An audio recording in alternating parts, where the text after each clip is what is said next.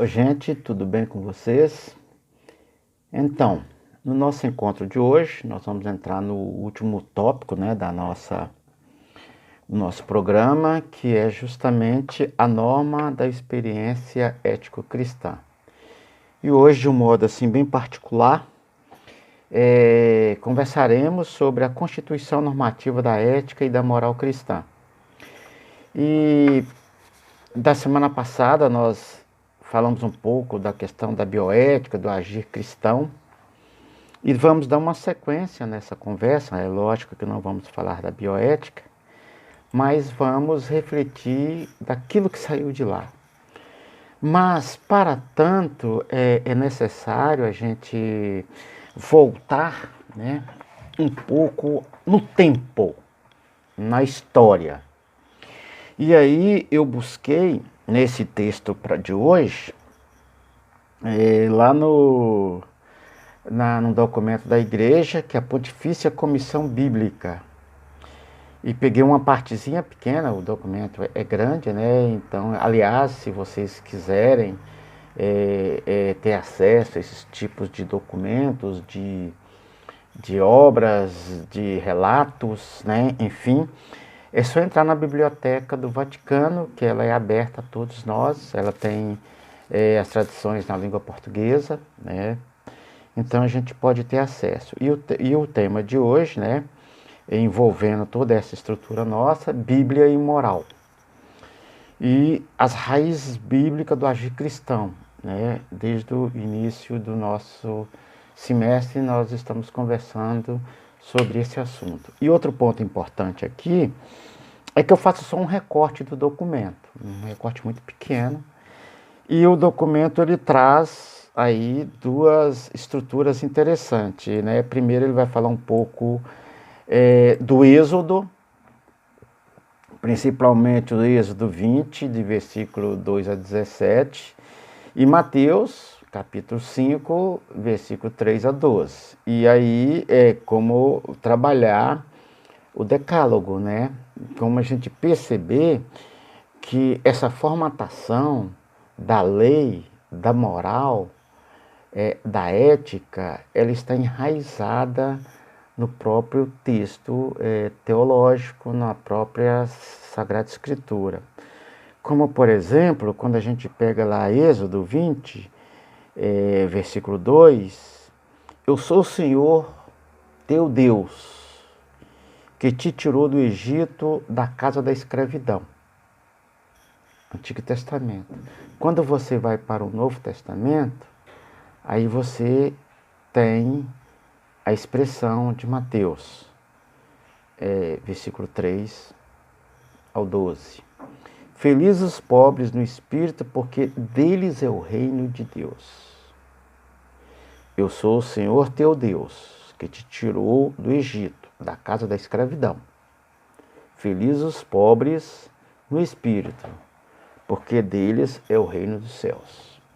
Então, dentro dessa estrutura que vocês leram, né, o Êxodo vai trazer, aí essa parte do Êxodo, 16 pontos, né, e do lado do Novo Testamento de Mateus vão trazer, aliás, vai trazer 10 pontos.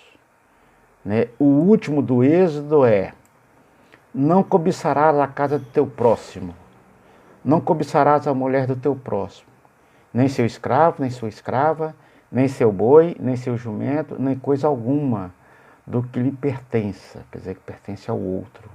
Aqui no Mateus, alegrai-vos e exultais, porque é grande a vossa recompensa nos céus.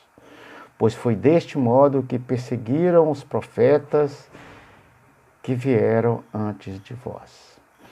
E aí, dentro desse nosso universo, da nossa discussão, as consequências dessa leitura para os dias de hoje, para a moral de hoje, né? Então, como o próprio texto disse, praticamente o decálogo pode servir como base para uma teologia e catequese moral adequada às realidades, e às sensibilidades da humanidade hoje? Tem essa pergunta. Então, nós estamos vivendo um momento assim de muita sensibilidade, principalmente nesses últimos tempos, né, desses últimos anos, na questão econômica, na questão social, na questão moral, na questão política. Então, isso vem mexendo muito com as nossas estruturas, né? Então, toda essa discussão baseada nos 10 mandamentos, baseado naquilo que os evangelhos trabalham, corresponde às necessidades e sensibilidades da humanidade hoje. Por isso que o texto, né, o documento, vai nos apresentar uns aparentes inconvenientes. Por exemplo, a exterioridade, o alcance essencialmente comunitário e a formulação quase sempre negativa da primitiva ética, né, israelita faz que o decálogo, por si só, ao menos, se reproduzir tal e qual como se torne menos adaptado a exprimir de modo adequado o ideal da vida moral que a igreja propõe aos seus contemporâneos, que a igreja propõe hoje. Porque muitas vezes, né, como lá e aqui também, tem aí as nossas teimosias de muitas vezes seguir a nossa própria cabeça, a nossa própria estrutura, que não é ruim, mas a gente tem que pensar. E aqui o documento, ele nos apresenta 3 pontos importantes, né? Primeiro, o homem moderno, né, o homem atual, marcado pelas descobertas da psicologia, insiste muito sobre a origem interna. Quem sou eu? Né? Até inconsciente dos seus atos exteriores, em forma de pensamentos, desejos, motivos, que a igreja motivos escuros e também impulsos difíceis de controlar. A gente tem, sabe, pá, vamos explodir. Não é por aí. Não sei. Nós no Brasil, nesse momento, estamos vivendo aí um embate, uma disputa ideológica, uma disputa política, uma disputa econômica. Quer dizer, várias pessoas morrendo de fome, de doença, e as elites discutindo quem vai tomar conta do poder. Segundo ponto, por certo, é sabedor das exigências da vida coletiva, mas ao mesmo tempo tende a reagir contra os imperativos de uma globalização ilimitada. Quer dizer, tudo pode, tudo vale, um país interferir na autonomia do outro, e quer dizer, um interferir na vida do outro, e tudo isso pode, tudo isso é possível. Quer dizer, e descobre tanto mais o alcance do indivíduo, do eu, que nós refletíamos, né, das aspirações ao desenvolvimento pessoal. É lógico que eu devo aconselhar, que eu devo pegar exemplos dos outros.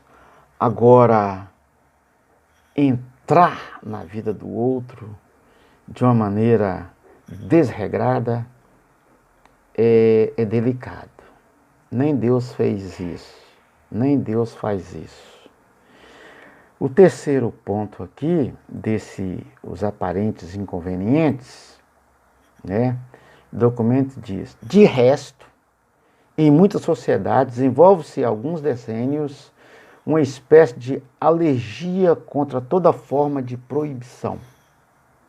Todas as proibições são interpretadas, mesmo se de modo equivocado, como limites e amarras da liberdade. O que está chamando a nossa atenção aqui? Nós, enquanto cristão católico, que o decálogo, os 10 mandamentos, os mandamentos da igreja, estão aí para nos orientar. Vocês vão perceber que o documento ele vai nos trazendo uma tranquilidade de que Deus não é um déspota. Deus não fala de cima para baixo. Deus fala a partir da nossa própria experiência de vida para enxergá-lo e enxergá-lo a partir do irmão. Tá? Por isso que eu enviei hoje, né, para vocês aquela reflexão bíblica que vai trabalhar o Atos dos Apóstolos, onde Paulo diz que a missão é de Jesus. Por isso que nós temos que saber enfrentar as dificuldades que a própria comunidade nos apresenta, as dificuldades pastorais que nós temos. Então, se vocês não escutaram essa reflexão bíblica, escute. Que é interessante o que o padre ele apresenta nessa reflexão. Bom, agora, o documento, né, depois de falar desses aparentes inconvenientes, desses 3 tópicos que eu coloquei aqui, ele vai falar das vantagens reais que são apresentadas para nós, onde vai dizer o seguinte, eu vou ler direto no documento. Por outro lado, o alcance virtualmente universal da moral bíblica, a sua pertência a um quadro teológico de aliança e o seu enraizamento no contexto histórico de libertação pode ter um certo atrativo no nosso tempo. Então, quer dizer que isso que foi dito lá atrás, pelos patriarcas, pelas matriarcas, pelos profetas, pelas profetisas, pelos juízes, né, pelos apóstolos, né, os discípulos, as discípulas, é válido para o mundo de hoje. Aí ele também traz 3 estruturas. A primeira é uma pergunta. Quem não sonha com um sistema de valores que supere e reúna as nacionalidades e as culturas? Todo mundo sonha com isso. Mas o problema é que ninguém quer abrir mão para isso. Mas existe o sonho. Segundo ponto, a insistência prioritária numa orientação de molde teológico. Quer dizer, mais que uma quantidade de comportamentos a evitar ou a praticar, poderia suscitar um maior interesse pelos fundamentos da moral bíblica junto àqueles que são alérgicos às leis que parecem restringir a liberdade. Chama a nossa atenção. A estrutura dos evangelhos, a estrutura dos textos sagrados, não é para inibir a nossa liberdade. Não é. As orientações seguem em sentido contrário, favorecer a liberdade. Mas eu tenho que ter um parâmetro, tem que ter uma normativa aí para que eu siga dentro dessa moralidade educacional. Terceiro ponto aqui, o conhecimento das circunstâncias concretas nas quais o decálogo se formou na história mostra ainda mais até que ponto, né, esse texto fundamental e fundador não é limitador e opressivo, mas ao contrário. Está a serviço da liberdade do ser humano, seja individual ou coletiva. Quer dizer, vai dar um norte para a nossa vida. Senão a gente sai de maneira desvairada. É igual nesse momento de pandemia. A quem obedecer? Como nós falamos na semana passada, ao prefeito da nossa cidade, ao governador de nosso estado ou ao presidente do nosso país? Que as ideias não se combinam e o povo fica aí no meio do caminho. Não é que o povo precisa de um cabresto, não, nada disso. É que o povo precisa de uma orientação. Né? Nós que estamos nas pastorais, nós temos um coordenador, uma coordenadora. Eles estão ali para nos orientar. O nosso pároco, ele é o nosso orientador, o nosso diretor espiritual. Está ali justamente para nos orientar. Por isso é muito importante a gente trabalhar dentro dessa postura, dentro dessa linha de raciocínio, onde a descoberta dos valores vem através das nossas obrigações. Nós temos obrigações. Não podemos deixar o mundo ao Deus dará, isto é, de qualquer jeito, as coisas de qualquer jeito, as nossas atividades de qualquer jeito. A gente procura, sim, orientação. Então, por isso que o texto, que eu propus aqui para a gente discutir esse documento, vem enaltecer a primeira estrutura, a primeira normatização do povo de Deus, do povo judeu, que depois Jesus transforma isso e traz isso para perto de nós, e que nós vamos aprender através dos discípulos, né, dos primeiros, e agora somos nós os discípulos desse momento que vamos passar isso para as novas gerações. Por isso que a Constituição Normativa da Ética e da Moral Cristã, ela é importantíssima para nós, para a gente entender qual é o nosso papel dentro dessa igreja, e dessa igreja no mundo de hoje, no Brasil de hoje, né, na sociedade de hoje.